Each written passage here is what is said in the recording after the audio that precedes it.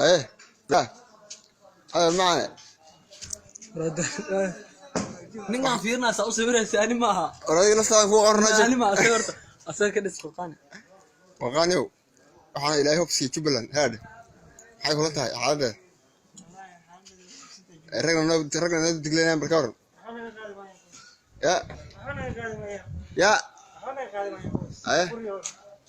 aku riyonde dowladda nabadda ka horna macnaheedu xoog ya ragga Soomaaliyeed la isku layn baa cadow waa joogay laakiin waxaan ku ori nimankan inuu nimankan waxa la niman shabaab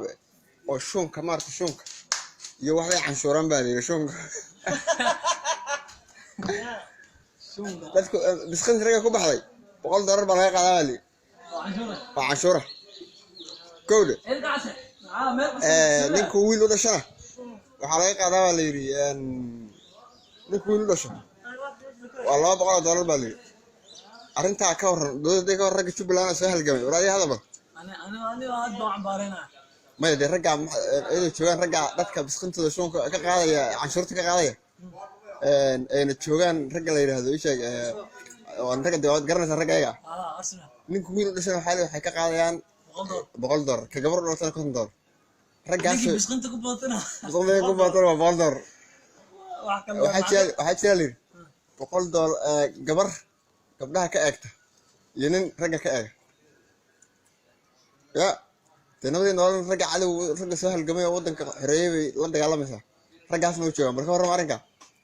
wallahi bilaa qaan wax ku darsanay waa ilaa taxmaa wax ku darsan waqaaniyo anu waxaan dhihi lahaa ragga la dagaalamo